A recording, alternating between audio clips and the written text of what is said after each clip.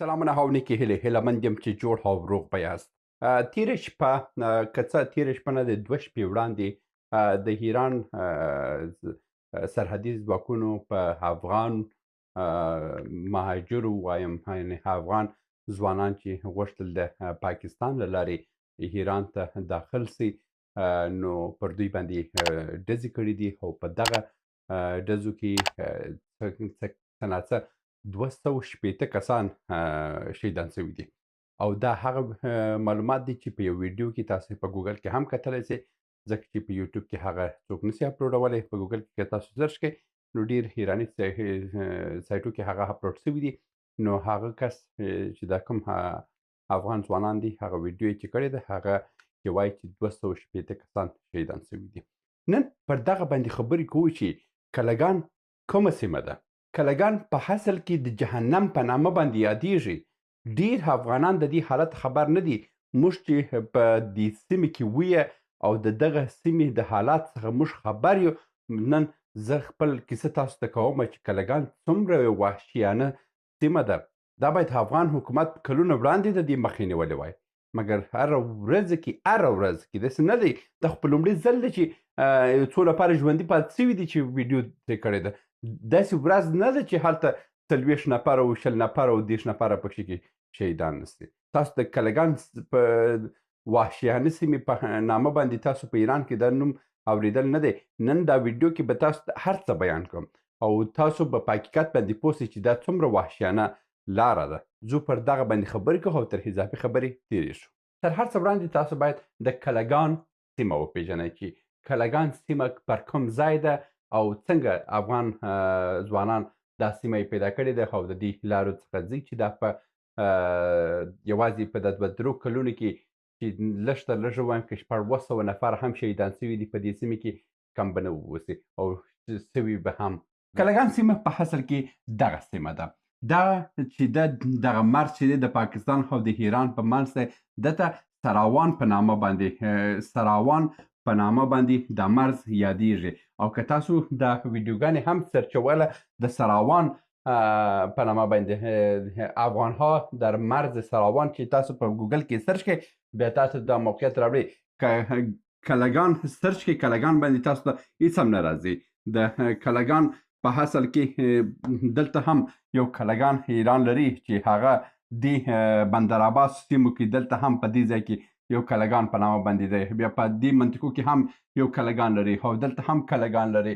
دا کلګان چې تاسو سرچ کړئ تاسو ته نه راځي. که تاسو سراوان سرچ کړئ مرز سراوان سرچ کړئ نو تاسو ته هغه ویډیو راځي. هغه ویډیو هم وګورئ چې هلته پکښې کې افغانان بیچارکان شهیدان سوي دي. دغه سیمه دغه خلاص مرز چې ویه پخوا پر کوم ځای و؟ پخوا پر فراه ولایت باندې ویه. فراه ولایت کې دلته که راسو همدغه سیمه ده چې د جوین ولسوالي ته ځي. بلکل همدغه سیمه ده چې دا سیمه ده چې دا جوین ته د لاره ځي. په جوین باندې همداسې راوځي کله کله زابل ته تله او کله کله به نیبندان ته تله. دغه سیمه چې وه پخوا همدغه د کلګانو یعنې پخوانی ځای همدا ځای و چې څومره هم افغانان تله همدې ځای ته راتله د جوین د لارې څخه بیا دوی تېرېدل ایران ته. که یوه خبره تاسو ته وکړم په جوین کې داسې کلی شته چې هېڅ نارینه پکښې کې نشته. تاسې به ونه منئ.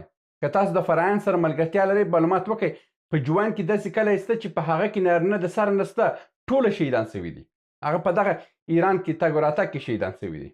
یعنې چې دا دومره یو وحشیاني سیمه وه هغه وخت کې. دا سیمه یې هغه وخت کې هم افغان حکومت بنده کړه بیا تر اوسه پورې بنده ده. چې هغه بنده سوه بیا خو هلته ایران هم خپل لاره بنده کړه. چې کله ایران هم بنده کړه بیا وروسته دا لاره څنګه سوه؟ دا لاره دلته پر زایدان نه په سیستان او بلوچستان باندې دلته یو بله لاره د سراوان مرز باندې خلاصه سوه. سراوان لاره باندې چې خلاصه سوه خلک څه کوي؟ اوله کې مثلا د ټولو افغانستان څخه خلک راځي کندهار ته راځي. د کندهار څخه چې یو ځای سوه راځي پر چمن پر کوټه باندې. کوټې څخه بیا داسې راځي دې مرز ته ځان رسوي. او په دې مرز کې چې ورسېدله دلته یو قانوني لاره ده یو غیر قانوني لاره ده. او غیر قانوني لارې چې ده ډېره وحشیانه لاره ده. هغه ته کلګان سیمه وایي چې هغه غیر قانوني مرز دی. ښه زه راځم دلته د کلګان هغه اصلي منطقه زه تاسو ته ښیم چې اصلي منطقه د کلګان کوم ځای ده. دا منطقه چې ده دغه کلګان منطقه ده او دا مرز چې دی دا خوا پاکستان دی او دا خوا ایران کېږي. او دلته چې کومه د سراوان قانوني مرز چې دی دا د دغه لارې څخه چې ځي دا مستقیمه د کوک په لارې باندې د پاکستان ته انتقالیږي. دا قانوني لاره ده. دا کلګان چې دی دا غیر قانوني لاره ده او دا ټوله د تیلو قاچاق دی، د مواد مخدرو قاچاق دی او دا ټوله د قاچاقو لاره ده. او دغه سیمه په دغه سیمه کې که تاسو یو وخت کې یو دا څه ریګي په نامه باندې یادېدی چې بیا ایران هیدام کړم، دا د هغه سیمه ده چې دلته بلوڅان دي، دلته یعنې ډېر خطرناکه سیمه ده. داسې ورځ نه راځي چې په دې کې نفر ونه وژل سي. بل یو کلګان سیمه ده، بل د جالک سیمه ده. د کلګان او جالک دا دواړه سیمې ټول هغه کسان چې په دغه لارو باندې ځي که تللي هم وسي دغه لار ورته معلوم دی چې د جالک په نامه ده او بل د کلګان په نامه ده. دا کلګان دا دغه دوه سیمې باندې دا د غیر قانوني او د قاچاقو سیمې دي چې په دې کې مخدره توکي، په دې کې تیل، په دې کې طلا، په دې کې هر شی په دې باندې انتقالیږي. او دا هغه د دې سیمې یو څه نور عکسونه او نور شیان هم تاسو ته وښیم چې تاسو لا هم په دې باندې ستاسو سر خلاص دی. دا ټوله د کلګان منطقه ده. دا کلګان منطقه ده چې دلته د تیلو کاروبار دی او دلته قاچاق دی او دلته زه تاسو ته وښیم چې په دې کلګان سیمه کې داسې او که تاسو ستر کې شوی یو کلګان ما ویل چې بندرعباس خوا کې هم شته، هغه مه څر شوی، دا سراوان منطقه وه. دا وګوره یعنې دلته چې شپه باندې چې کله د ایران حکومت کسان راځي نفر وژني او همدلته پاتې کېږي. دا وګوره دا ګرد ایران د عسکرو د لاسه پر دې باندې ډزې سوي دي. دا څومره خره چې دلته پاتې دي دا ټوله صاحبان یې مړه سوي دي، صاحبان جنازې یې وړي دي او دا خره دلته پاتې دي. او په دې خرې باندې که 3 ورځې 2 ورځې هم تېرې سوي دا شورمشان راځي، لیبیان راځي دا ګرد خوري. مګر دا هغه څه دي چې مثلا شپه پکښې کې وژل سوي دي او د ورځې د خوا بیا دلته کسانو ویډیوګانې کړي دي چې هلته جنازې ځینې اخیستې دي. دلته داسې ورځ نه راځي چې 10 نفر او 15 نفر او 20 نفره پکښې کې شهیدانه سي. هره ورځ کې دلته جنګ دی. او زه به دلته داسې جنګونه به تاسو ته وښیم که دلته تصویرونه پیدا سوه. دا سم دلته خلک هر کس چې دی په کلګان او جالک منطقې کې ټوله کسان اصلیه لري. عین لکه د وزیرستان منطقې ته چې بعضې سیمې چې دي ټوله خلک د سلا سره ګرځي. دلته مستقیمه داسې سلا لري چې مستقیمه جګړه کوي، داسې په سست و پست باندې جګړه نه کوي. نو دلته که تاسو راسئ د داسې د داعش هم دلته یو داسې درلودل، یو ګروپ یې درلودل په دغه سیمه کې.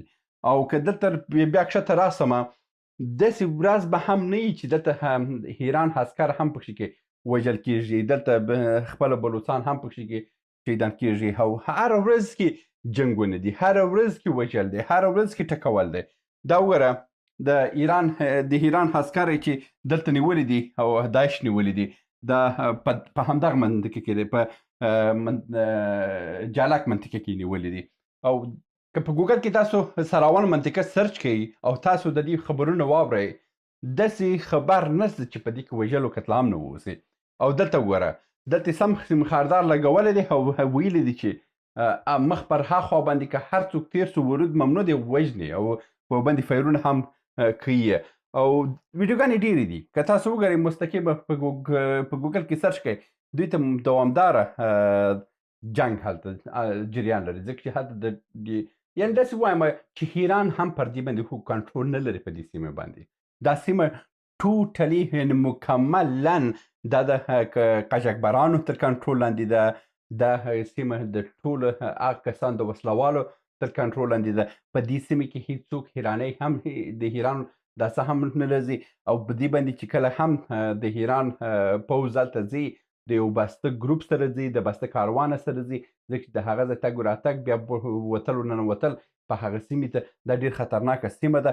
نو په دغه سیمه د کلګان او جالک د سراوان د مرزه سره پرته دوه سیمې دي چې ډېرې خطرناکې دي. تاسو د کلګان او جالک په منطقې باندې اوس سر مشخص شو چې دا څنګه منطقه ده. اوس پوښتنه دا ده چې ولې اوسنی افغان واکمنان چې دي دا نه چوپ خوله دي، 160 کسان شهیدان شوي دي او دوی شی نشي ویلی. په اصل کې په نړیوالو قوانینو باندې دا حکومت هیڅ هم نشي ویلی.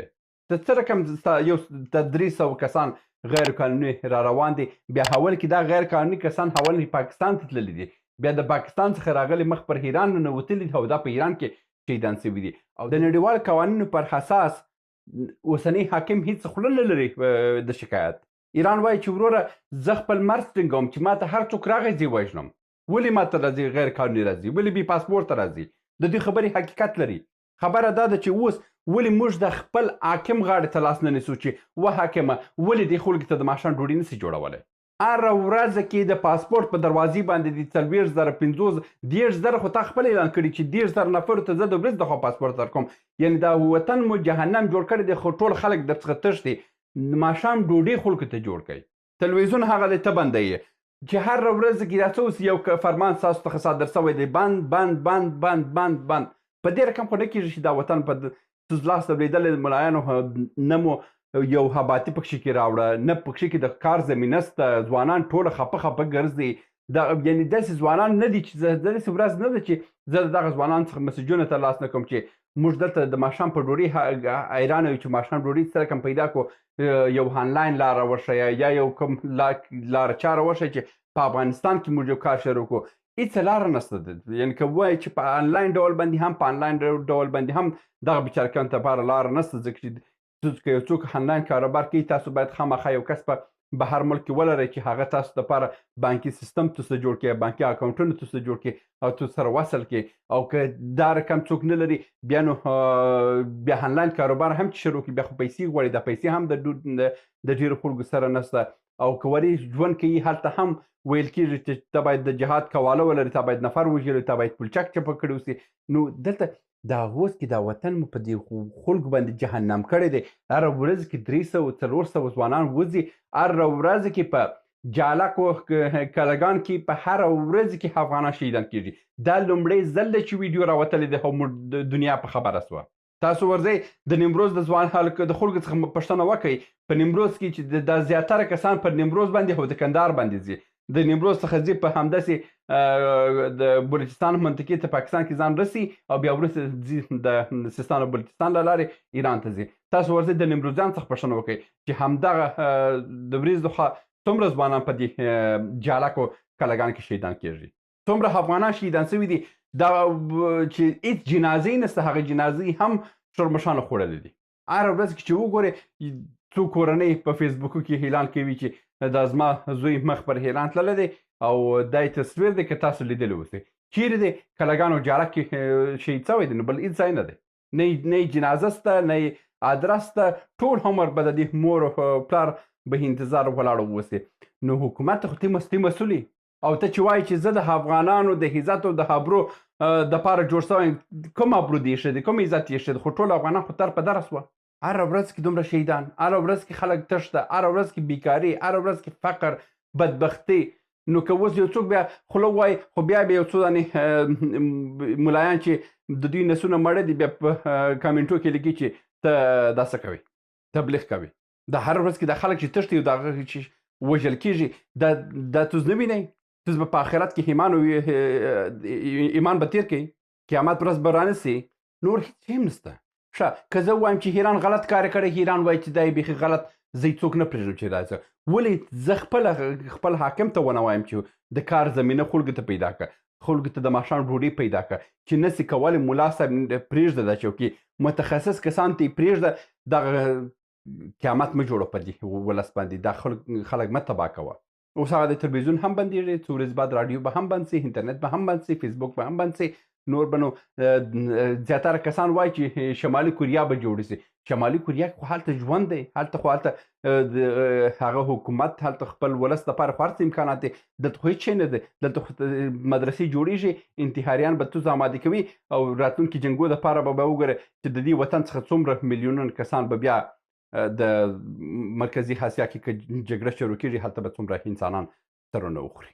ښه، دا د نن ورځې ویډیو هیله مند یم چې د حالت پر حاکمانو باندې باید فشار راوړل سي. ټول افغانان باید د حاکم غاړه ونیسي. کلګانو جاله کې دا لومړی ځل دی چې ویډیو راوتله چې تاسو خبر سوئ. کني هر ورځ کې هلته 40-50 تنې ځوانان په هره ورځ کې شهیدان کېږي. دومره افغانان هلته شهیدان سو چې ولاکه حساب وکړي. دومره که ولاړ شي هغه شورمشان وګورئ، دومره پړسېدلي شورمشان به تاسو د امازون په ځنګلو کې هم پیدا نه کړئ لکه چې په جالکو کلګان کې پیدا کېږي. ټول هر ورځ کې د دوی نسونه د انسانانو په غوښه باندې مړه دي او دا غوښه بې له افغانانو بل انسان هلته په دې لاره باندې دا د نن ورځې ویډیو. هیله مند یم چې د دې حالت باندې تاسو پوه سوي اوسئ چې بدبختي چیرې ده. تر بیا مو په الله سپارم. ښې چارې. سلامونه. موږ ډېر موضوعات جوړ کړي دي. که سیاسي موضوعات غواړئ ووینئ نو دلته کلیک کړئ، او که غواړئ اقتصادي موضوعات وګورئ نو دلته کلیک کړئ، او که غواړئ چې د تل لپاره راسره واوسئ نو دلته کلیک کړئ او چینل سبسکرایب کړئ. مننه.